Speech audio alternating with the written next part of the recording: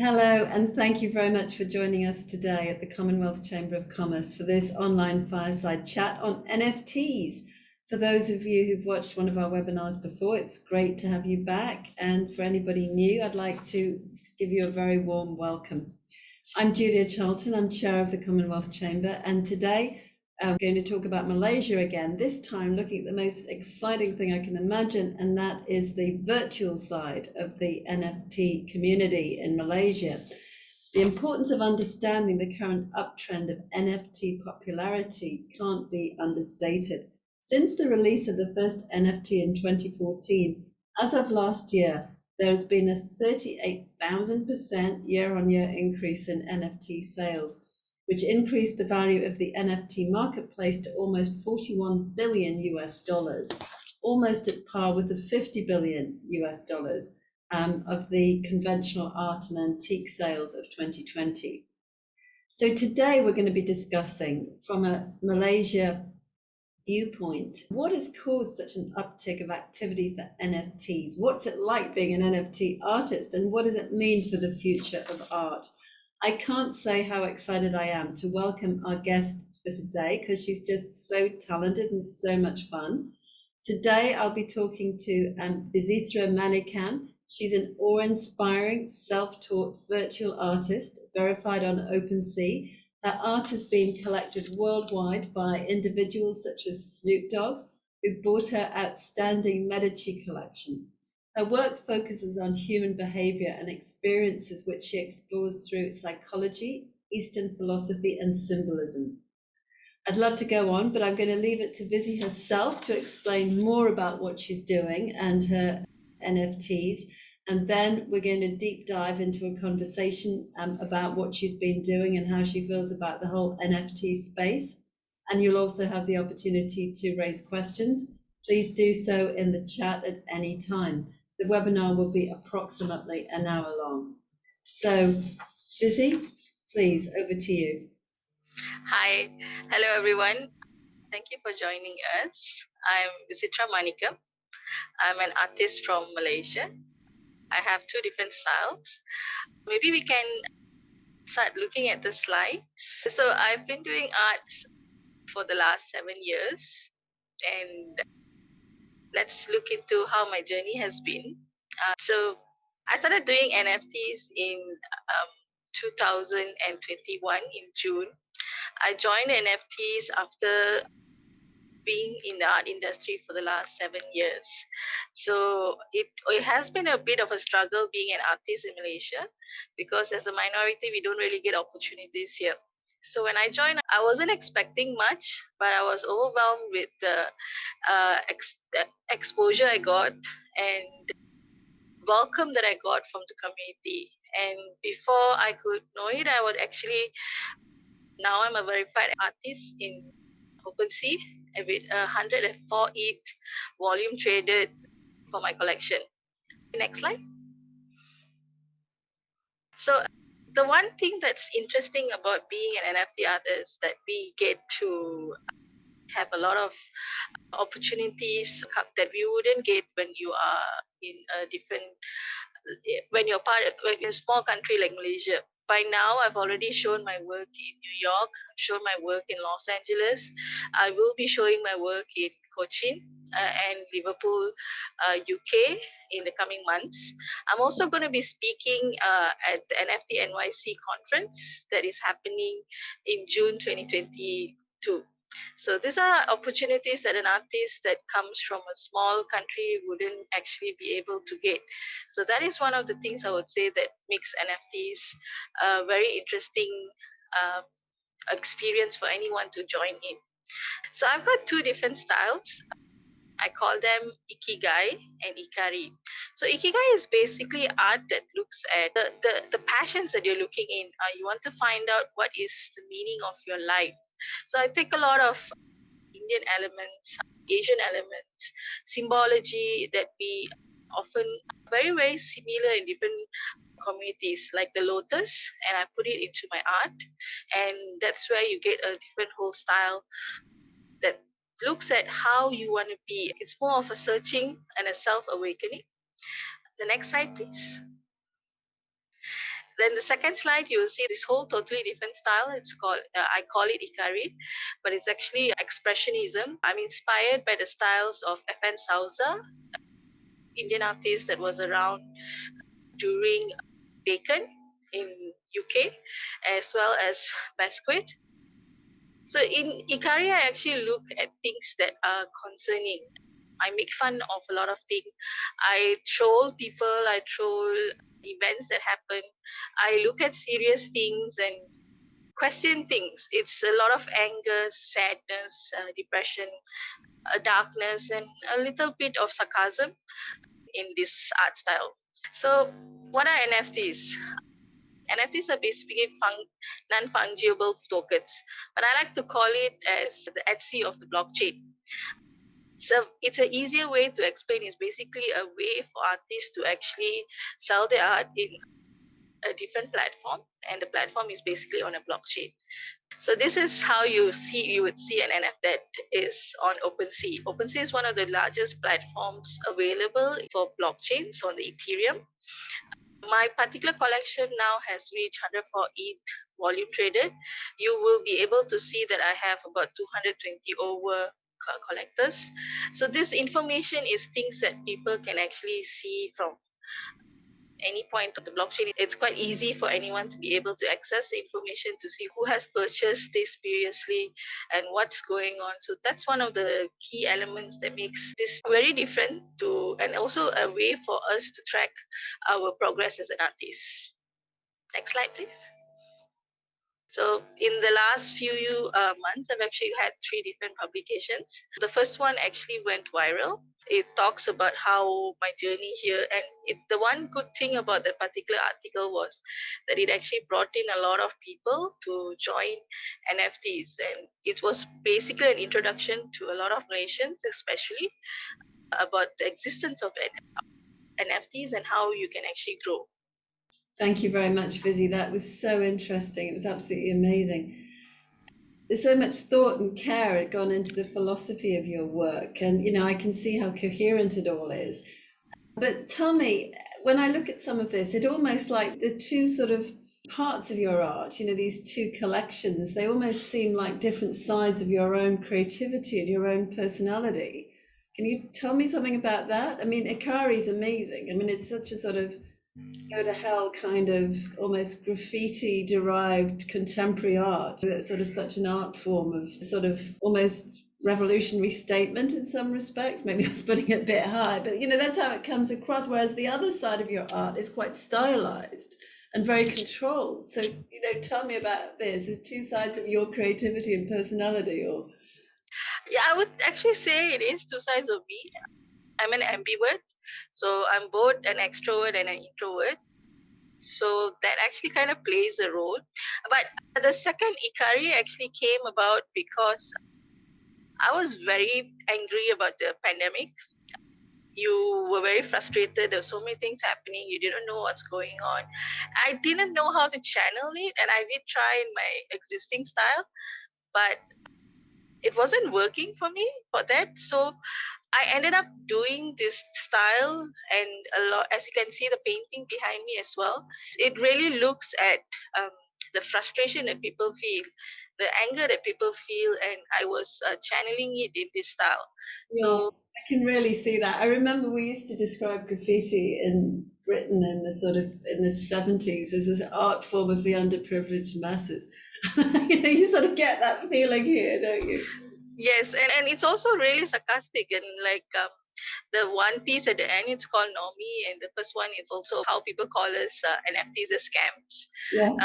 So you imagine calling an artist that is part of it, and you keep telling us it's scam, and we are like, no, it's not. But how long can you actually keep saying no? You might as well just agree to them and say, yeah, it's a scam. Yeah, I love it. It's fantastic. It's brilliant. I really love it. Yeah. So, I mean, these are NFTs and these are online. Have you done any other merchandising from these? Because they would really lend themselves to some other types of merchandising, wouldn't they? I just actually received one of this. I'm going to do a bomber jacket that actually has one of the first piece, the red piece. NFTs are a scam. So that is going to be on a jacket that's coming up. I've already got people who want it, but it's basically I've got a community of collectors who really love my art, and I wanted to give them something to be able to wear on a daily basis. Something that, it feels more of a belonging thing, so that you're part of the community. So that will be coming up soon. Yeah, I mean, screensavers, coffee mugs, jackets. That's amazing. I love all this stuff. I could wear it all day. I'm not sure I'll be going for mugs or not, but definitely because we like merchandise in the community, we've got our own merchandise for different communities, and people like wearing them and claiming that I'm part of this community. So I want to give my collectors that as well, that the ability, and also for people who are not able to purchase my art at this point, I wanted to give them an ability to at least own something. Yeah. Yeah. Totally love it. Yeah, please, coffee mugs. I'd like those for my office. Tell me about your NFT journey that brought you to this amazing place. So, like I said, I started in June 2021, and But let's go further back. Let's go back with your art, because the essence of this is your art that happens to be in a particular form. So maybe we start with the art journey. Right. So I started doing art as a child. I was doing traditional Indian art. Then after that, I wanted to find my way. I started exploring different styles. I'm self-taught. So I spent a lot of time looking at art as well. So I was looking at different things and what was influencing me and what I wanted to express through my art. And that's basically how I found my first style. And like I said earlier, I found Ikari because I was angry. I was frustrated, and that's basically how artists actually visualize. They take their emotions, they take what they feel, and they put it into their work. So that's how things have actually been working. And then I moved to NFTs. I found NFTs at a time that was quite difficult for me. I had lost my job at the start of the pandemic. That job was actually supporting me financially as an artist. I couldn't really survive as an artist in Malaysia. So when I joined, ETH had just crashed.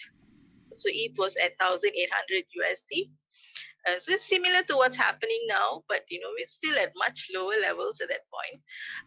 But I felt it was the best time to join because I joined in when everyone was still hesitant. And by 3 weeks, I had met friends and I had made my first sale. So the best part about being about the community is they are so welcoming. They do not see you as, oh, you're from this country, so I don't want to deal with you. They see everyone as individuals. They don't judge you by who you are. So that makes it easier for you to actually enter. And they only see you as your art. Yeah, so it's the sort of new version of the sort of Paris coffee shops for artists and so on, and studios. Yeah, yeah. Do you think that it's more open to women than a normal art, than the conventional art community?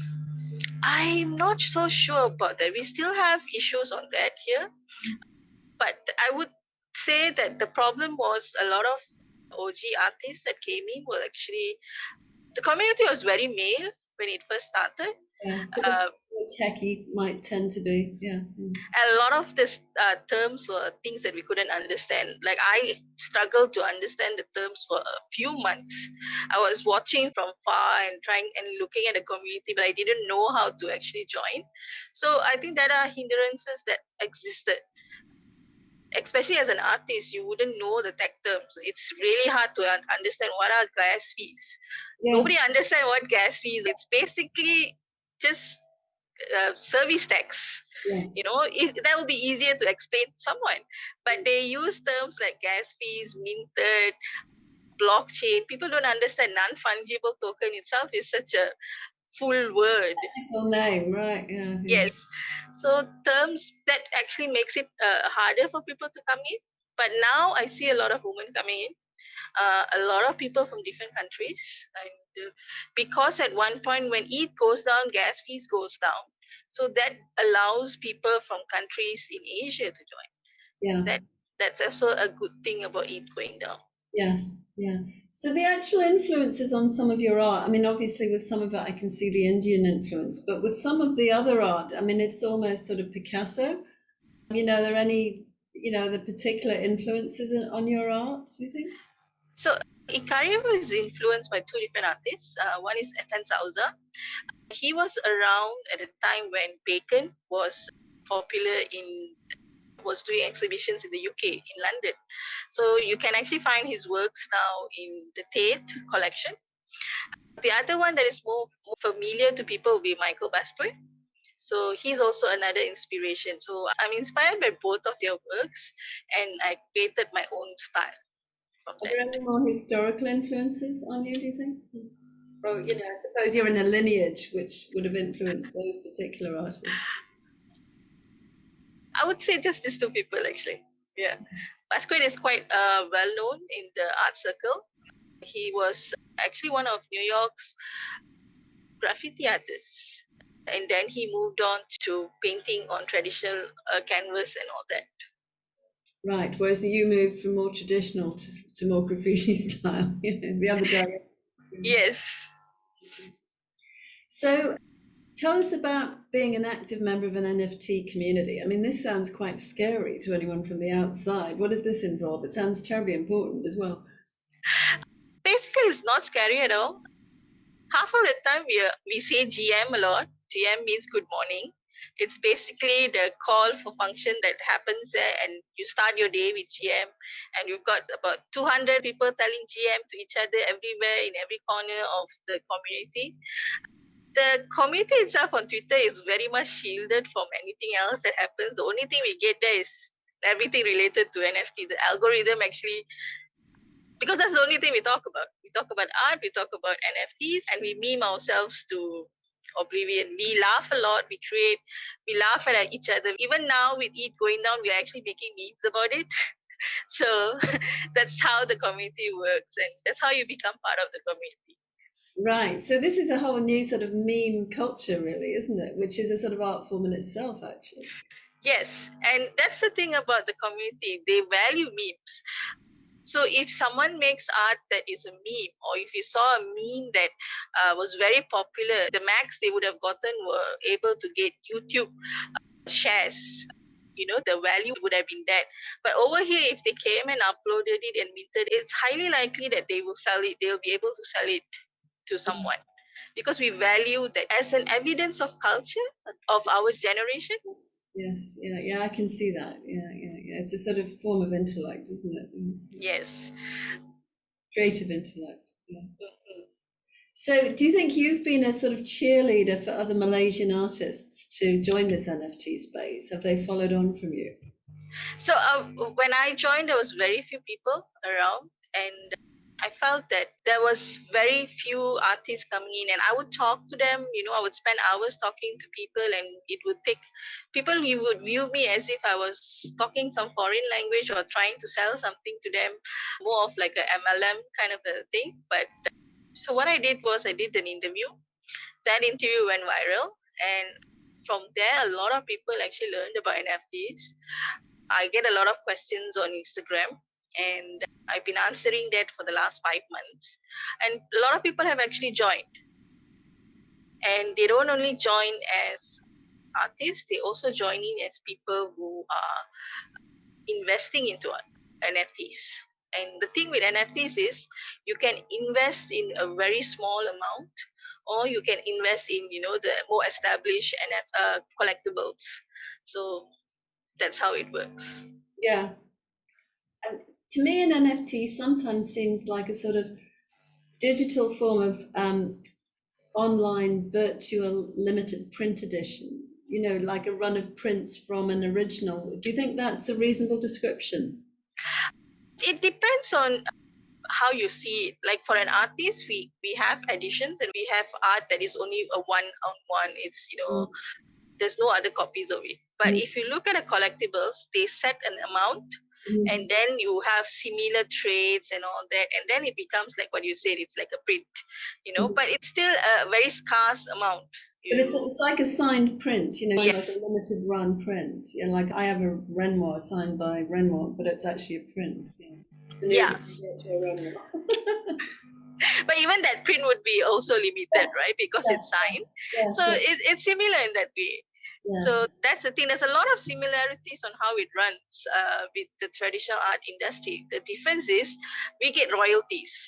So when someone sells my work on a secondary, they bought it on primary and they sell it on a secondary, I still would get a royalty out of it. I know, and that's transformational, isn't it, to the lives of artists? Because Yes, you're not only the dealers who are going to make the money in the future. Yeah. yes. And this is something that the art world has never done. And Yes. the art industry is so many centuries old, and they have never thought of actually giving artists their royalties. Well, I And think they've thought of it, but the only real way to track it now is the efficient way has been through blockchain, hasn't it? Which is transformational, you know, for musicians, for artists, and so on. Yeah. I mean, I think that is the most important thing about NFTs to me, is how it will democratize and make art really a viable business for artists who get almost nothing and other people make money out of them. Well, that has been the business model in the past, hasn't it? yes, especially in the music industry, you see platforms and applications streaming this music, but they do not actually get the value out of it. They do not get royalties. They need to have like 1,000 views, 2,000 views before they can actually even see $1. So, but that's not how it is here for us. Even if someone resells a one piece, I would still get a royalty for it. Yes. So it makes a lot of difference for an artist. Yeah, absolutely, absolutely. And it doesn't increase the overall cost, because actually the amount you get is not great. It just reflects the popularity of your art, doesn't it? Yeah, and the impact it's having. Yeah. So tell me more about virtual exhibitions. How do you actually arrange these, and how do people join them? So we do have virtual exhibitions in platforms like OnCyber, Decentraland. You have things like the metaverse. So the metaverse for us is basically different experiences. So you can have experiences where you go in and you just look through the art. Like I just recently built a little home for myself, and it showcases some of my art. Oh my goodness, how cool is that? Yeah, it's so cool because I've got a bedroom and I've got a kitchen and there's a living room with my art. So, but you know, they're building these little homes and experiences for everyone. And now we can actually meet in these spaces. So I can actually take people on a tour and explain, you know, which different arts I have. And you will see our collectors doing it as well. They host people in different tours to have people join them. And it's quite an interesting experience. You would think that who would be interested in Me, I would be interested. We should have another event where we're doing this, Vizzy. Yeah, so that's the thing, you know, because we are all separated by different borders. We are so many places, but now we can actually communicate with each other on this level as well. So that's the Yes. interesting part. Yeah, it's amazing. So I understand that one of the issues with NFT sites where you can view them is traffic overload. So I wonder how that happens. You know, do you get too many people online in the same locations, which causes traffic issues and sites go down and so on? So OpenSea is the biggest platform.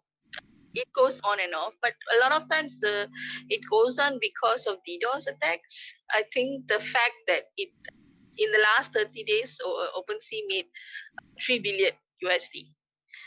So that actually attracts a lot of people who want to scam the site. They want to scam people.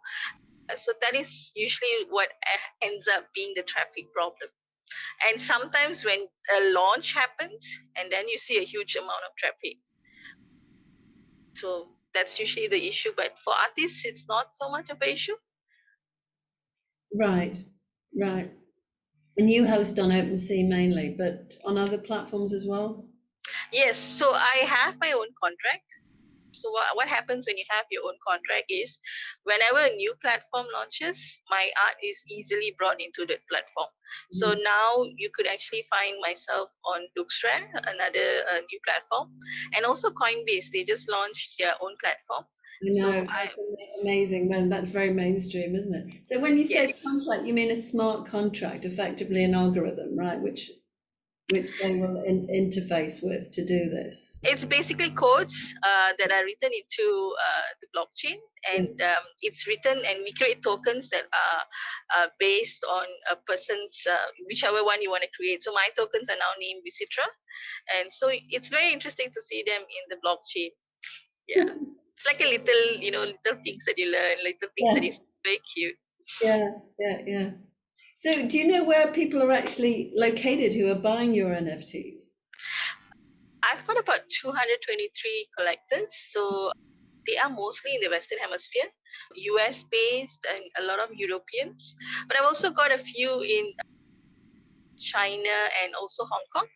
So that's it's literally quite a lot of places, as well as South America. So it's quite interesting.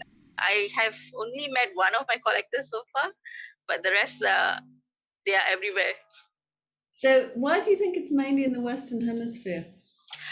I believe that when NFTs first started, it was mostly focused in the Western Hemisphere. More Asians started coming in later on, but there's also the buying power, and you see now ETH is value even now, and ETH is about 10,000 ringgit for us, one ETH.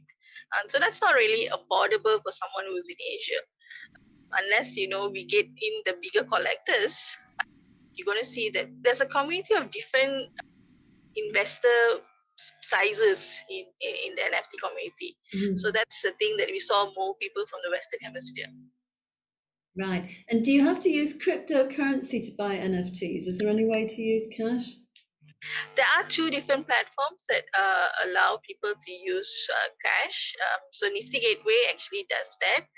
The other one is MoonPay has a service where they buy it for you in ETH, then they transfer it for you.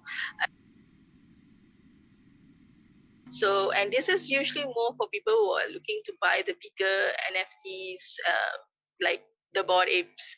So that's something that's happening there. Right. And where are these NFTs actually stored? On the blockchain, right? So you have your own wallets, and the wallets have address on the blockchain. Everything is trackable. You can actually see everyone's history. If you look through who they're sending to, where they're sending to, would be in each other's wallets. Right. So you could actually, amazingly, say in 100 years' time, you can track the complete provenance of a particular NFT, right? Yeah. So, and that's where you would see all the history of who collected this one piece, and where it went to, and what price it went to, and the whole process. It's all very transparent. Yeah. So how do you create your own NFTs? How would you explain that to somebody? And how much would it cost to create an NFT for somebody who's new to this? Say they're starting off on OpenSea. So what will happen is they would have to, I would still suggest for people to actually only mint on Ethereum, even though there's Polygon, because Polygon has not figured out the problems that it has in actually putting in and taking out money. That's very complicated, and even though it's gas free, nobody wants to use it. So we are still using Ethereum based or any other blockchain cryptocurrencies like Solana or Cardano or Tezos. So if someone wants to join the Ethereum, OpenSea has this lazy minting concept where they don't actually host the NFTs in the blockchain, but they host it their own servers. So an artist or someone who wants to create one, they would have to mint one and pay a one-time gas fee. So that one-time gas fee would differ based on what is the current gas fee, or as I can say, a customer service tax at that very particular point of time. And that's how much it costs to create this NFT on the blockchain. Yeah. Like for me, I spent about 100 USD when I first joined. So brilliant investment that was, really. That's what I tell people. I only spent 100 USD when I joined, and whatever I have used to buy any NFTs were actually based what I got from selling my art. So that's the thing that I keep telling people. Yeah. So can NFTs be stolen? Is that a concern? Oh, for sure. The biggest problem with NFTs is human beings using them. People click on links they're not supposed to. They don't check sites before they go through. They accept things that, if someone that they think is, using the same photo, using the same ID, they think it's a person that they used to talk to, and then they ask them for the seed phrase. They know they're not supposed to give it out, but they still give it. Yes. So, Yeah.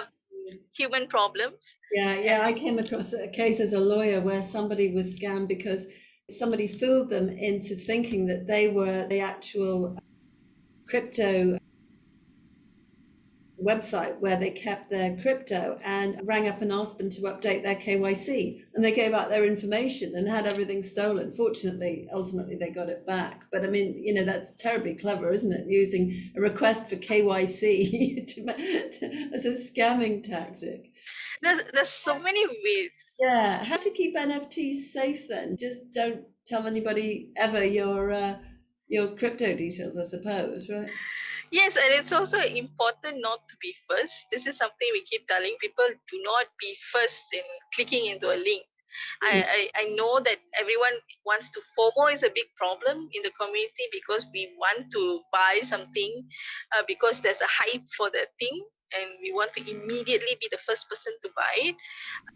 But that's where the problem starts. When you are the first person, you don't check the contract, you don't check the link, you don't check if the source of the link is someone that you can trust. You don't know if that link has been hacked.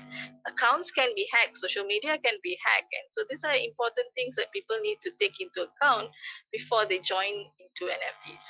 Yeah, so no first mover advantage there, right? Yeah. You wait till someone else gets hacked first. Yeah, there must be a business there for actually testing it and verifying it, mustn't it? That's probably a service we could have there. There are actually, because currently developers and security experts are actually in high demand, and it's actually a place where people are looking for them to join. But it's not easy to get one. But there are people in the community who are taking time to actually explain all these hacks. We're helping people to recover their stolen items. And we've actually seen a lot of items stolen, or ETH stolen, and it's been returned because they were able to track who was the ones who stole, the scammers that stole. So yeah, I mean, I suppose the good thing about NFTs art is it's more recognizable, isn't it, if it shows up? Yeah. Yes, definitely. By essence, it's non-fungible, so you kind of know that there's an exact number of them, and I suppose they're less subject to theft than something like Bitcoin, which is indistinguishable, one Bitcoin from another. So tell me, you hear about NFTs and environmental concerns. Can you explain what they are and is there really an environmental impact of NFTs? Experience on the internet has environmental impact. I mean, if you have information stored on any social media, it's stored in a data center, and that is going to data centers are huge energy consumption platforms. But the thing is, flights actually are bigger environmental problems than actually anything on the blockchain. So everything we do has an impact. It's about understanding it and what we do otherwise. Just that. I mean, given the wide distribution of NFTs on the blockchain, it would strike me their environmental impact, if you compared that with physical art or physical products, I can't imagine it's actually more. It doesn't sound like it to me. But if you compare with traditional art, I guess it wouldn't be. But the thing is, even paint is a problem. exactly. But you produce one painting, right? You're not producing more paintings. Yeah, so everything that we do has an impact. But it really depends on how we see it and what we are doing to minimize it. Like a lot of people actually in communities actually give back to the environment. There's tree planting, there's a lot of NGO charities that benefit from NFT artists, and especially in collectibles as well. Right. So you've mentioned already, your sort of connection with the metaverse and that you're already working in the metaverse. Do you think that that's a big future for NFTs, lining the walls of the metaverse?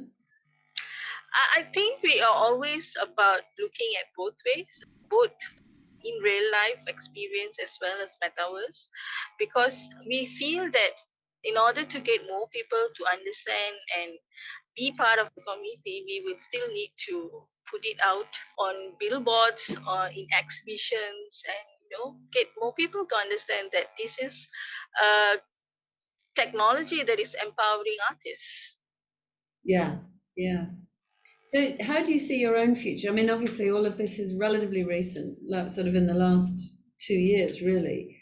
Would you see yourself pursuing a career solely based on NFT art, or would it be both physical and NFT art, in traditional art making? So my first couple of art was actually created on physicals, and then I actually transferred them to pictures. And I then eventually got an iPad and started creating digital ones. But I'm still actually painting on physical canvas, and I still do the same method of changing it into a digital format and putting up as NFTs. What is that process to change from a physical painting to an NFT? How do you do that? So some artists, they would scan their artworks. In my case, because they are bigger, I would actually take photos of them. Mm-hmm. Yeah. Right, just very high res photos. Yes. Right. But does the fact it's going to be an NFT, does that shape your approach to the art you're creating? No, I feel very much liberated. Currently, I do not need to conform to any belief or what art is. Any kind of art is accepted in NFTs. So that makes you be able to create anything that you want to create. So if I want to create an art that trolls a particular incident, I can create it, and it'll be valued. So whenever someone says NFTs are fake, I'm creating art that says NFTs are fake. So that kind of thing happens, and you just create whatever you want, and that makes it's quite interesting. So I think the answer is yes, then, in a sense, because it is a liberated form of art creation. You Yes. don't feel so somehow constrained by the tradition in which you would traditionally only be presenting your art in, perhaps. Yes, and you would see in the traditional art world, digital art was never recognized. There was very few artists who actually could get their work shown in exhibitions, and especially if you had artworks like anime, people didn't value it as a fine art. But there is a value here. Every single art form, animations have a value.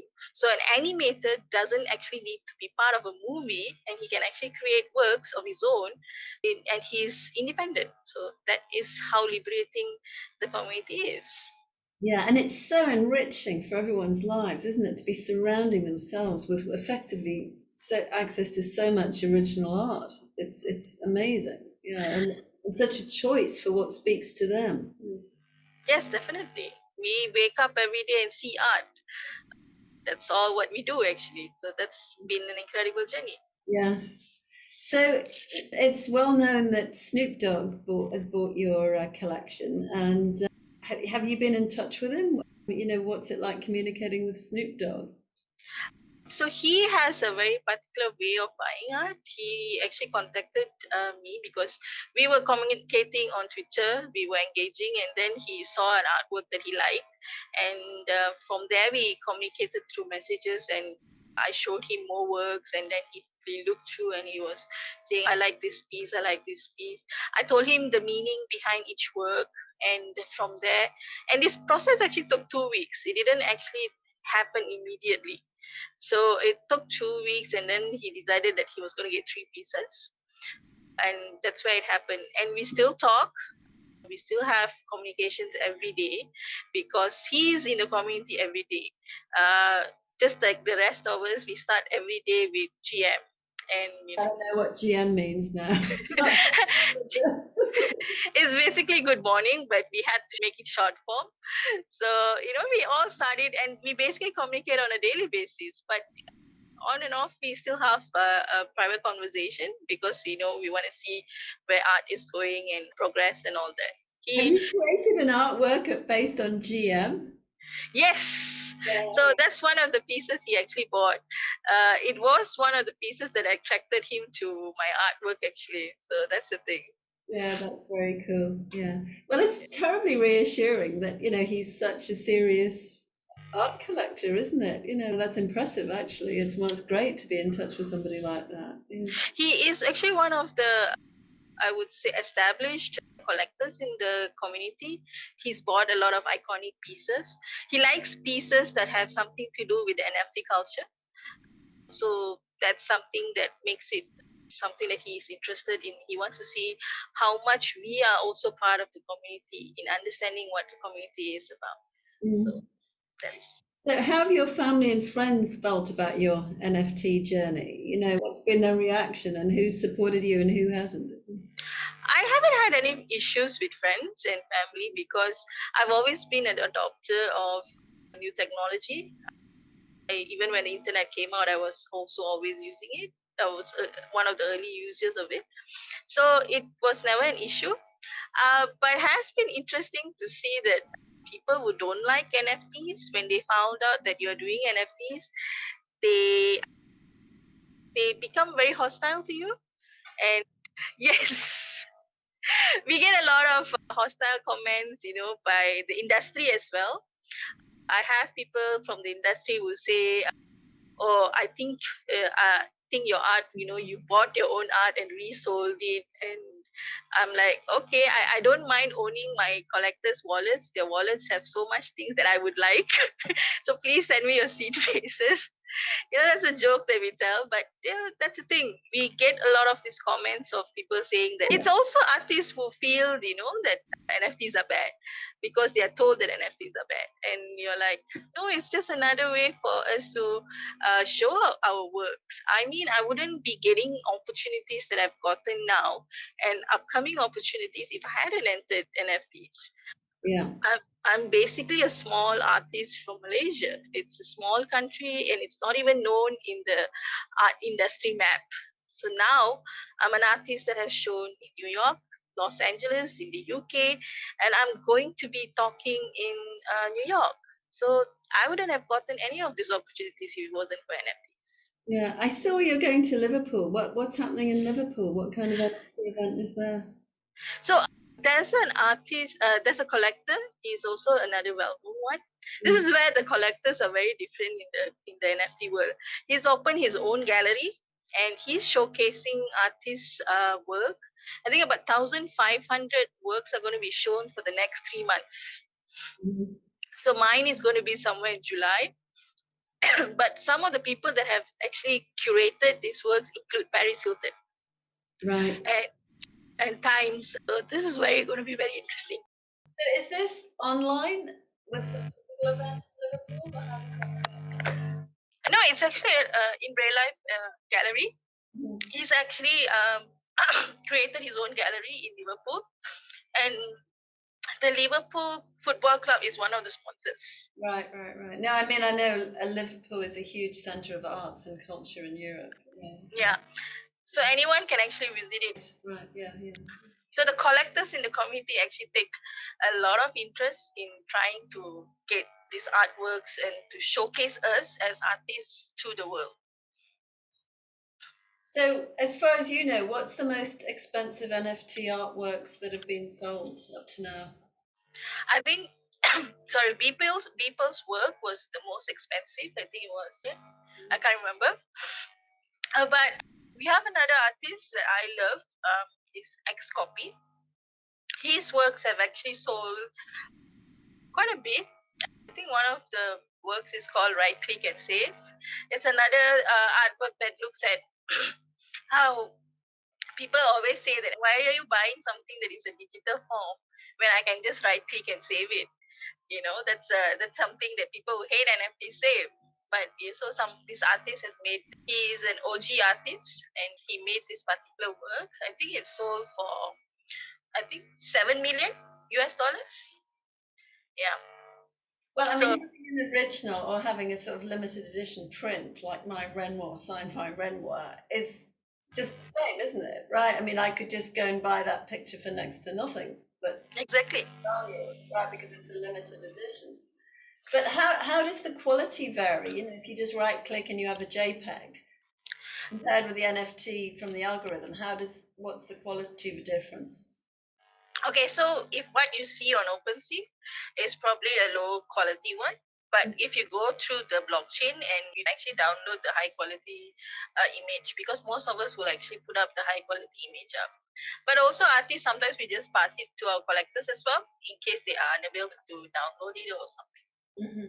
Yeah. And so who provides the certificates of authenticity of the NFTs? Is that basically the smart contract that creates them? Or? Yeah, it's based on the smart contracts, the code behind it. Yeah. Every NFT has a unique code and link, so that actually makes it how it is, and a token number. So it's actually harder to do a fake of an NFT than of an actual painting, right?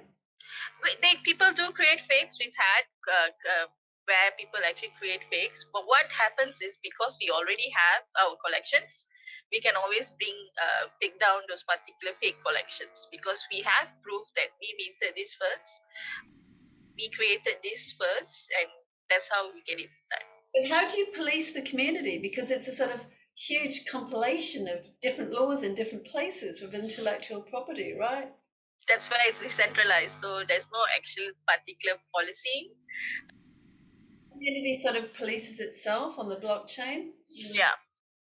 So if we discover someone has actually stolen someone's art, we'll contact the particular platform it's on and get it removed. Right, right. So we talked about royalties to artists. Can you just explain how that actually works? Do you get paid in Ethereum, or how do you get paid? And that goes into your crypto wallet, or how does it work? So you can assign different crypto wallets. It's inside the contract itself. There will be spaces like my contract is actually created in a service that we call Manifold. There's another community member that created this platform where we could create our custom contracts. That's how amazing the community is. They create things for us to use without expecting anything. And I'm not paying anything to get it done. So once that's created and you would be able to actually the royalties were actually keyed into the custom contract. So no matter which platform it goes to, it will refer back to what's written inside the custom contract. Right. So have you seen any disputes arising out of NFTs, between, say, an artist and a platform on which it's hosted, or anything to do with whether or not it was stolen or copied? Have you seen any disputes like that? Yeah, of course. When my article went viral, someone actually immediately copied some of my art and created a fake collection. So I had to contact OpenSea and immediately get it removed. And they did, they got it removed immediately. So how did you prove that? What was that process? It's basically I have to just show my collection, and that's the whole proof that this collection has been here from a certain timeline, right? So they immediately took it down because there's enough tractions in the blockchain to show that I am the original creator. Right. So that was resolved pretty straightforwardly. Yeah. Yeah, pretty fast. Right. But I It's suppose there must be situations where people are arguing about who's first or whatever, right? Have you seen anything like that? No, because we usually have all these trails, right? But the thing is, I've had my art stolen, my photography stolen before, and I couldn't do anything because, despite the fact there are copyright laws here, they Yeah. don't apply in those countries. Absolutely. Yes. It's just a So huge panoply of different laws, right? yes, exactly. So I could never do anything. People were using my image for free, and this has been happening for decades.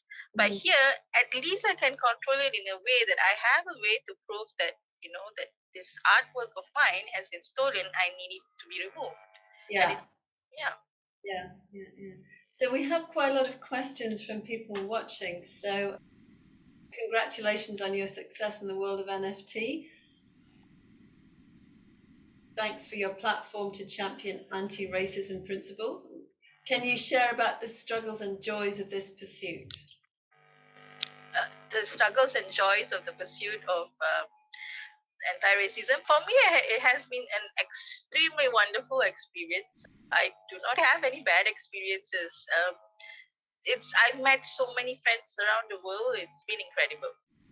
That's all I can say. Right, right. And another question. How do you distinguish a good quality NFT from a bad one? I suppose Um, it's in the eye of there the is beholder, isn't it? Pardon? The eye of the beholder, is it? I would say there is no bad or good ones because art is subjective. We have people who love different kinds of art in this community. We do not judge someone's art. Let people decide if that's what they want to collect. So that is where it's different. We don't let an institution tell us this is what art is. It's basically if a collector decides that, oh, I like this art, they buy it. And no one's going to say that, okay, that art is less valuable than somebody else's art. So, but of course, as you grow, your art becomes more valuable because you've shown that you have credibility in the community. You've created a certain credibility. So that's where the value goes up. So here's another question. What interests me about NFTs is the possibility of integrating the concept into established art, real art, physical items from the 18th century, for example, from India or Iran. There's been work done on this at the moment. Any comments? Someone just sold a chair recently. Yes, so it's a physical chair, but what they did was they animated the whole process and then they sold it as an NFT. So you can actually sell anything as an NFT. So how did they do that, Vizi? I don't get it. How did they do? Is it something like, some type of algorithm which allows you to manufacture the chair, or what is it? No, it's actually they created an animation of actual chair. Okay. And they sold that as NFT, but I think the collector is also receiving the physical chair. I see. Right. Yeah. So a lot of my art is also tied up to the physical art. So if a collector wants, I will send it to them. But what happens is most of them don't really have space for it. So I have a house full of sold art. It's just hanging on my walls, but it's all actually sold and collected by someone. Goodness, who's paying the insurance for that, Vizi? Me. I hope you're making sure it's at their risk. No, because at the end of the day, the physical counterpart is only tied to the NFT. So even if the physical counterpart gets destroyed, the NFT is still there. So Right, but as a lawyer, I think you need to make sure that you don't carry any residual risk for liability if anything happens to that. Yeah, there's actually a note on my website that says that the value of the NFT is only tied to the NFT and not the physical art. Yeah, good. Make sure that's covered if somebody says they're buying the physical art as well, but leaving it with you. Yeah. Yeah. So, do you have any comments about the regulation of NFTs? You know, how different jurisdictions regulate them. Have you come across that as an issue at all? Currently, Malaysia is viewed because I think it's also because of my article. Malaysia views NFTs as art. So we do not get charged capital tax, which is something that US is being charged. They also do not recognize crypto as a currency. So because of that, we are only charged tax when we change crypto to fiat. So that's when we get charged. So that's how things are happening here in Malaysia. But I think if you are based in US, it's very complicated. I'm not sure how is it in Hong Kong. Well, in Hong Kong, we don't have a lot of tax anyway. You know, we don't have capital taxes at all. So unless you're trading, you wouldn't be likely to be subject to the tax. I mean, if you're buying and selling them every day, you might be subject to some kind of trading income, although it's not very clear how that bites on virtual assets. But if you were selling a capital asset, an NFT, which was a capital asset, I don't think there would be tax, whether it was virtual or real in Hong Kong, which makes it more straightforward. But every single jurisdiction seems to be treating this differently, doesn't it? Yeah. Yeah. And it's very difficult to say, what jurisdiction it's being sold in. You could be sitting in Malaysia, but maybe you're selling it somehow in the US, which would make the sale technically subject to US tax law, I guess. But yeah. Yeah, so I think currently it's based on where you are. That's how they're viewing it. But our Securities Commission has actually spoken that they are viewing NFTs as art at this moment. So that's good to know. It is very good, isn't it? So Yeah. here's another question, which we can probably our last one. How important, this sounds difficult to me. How important is the concept of utility in the creation of communities? How do you find a particular niche to focus on? Okay.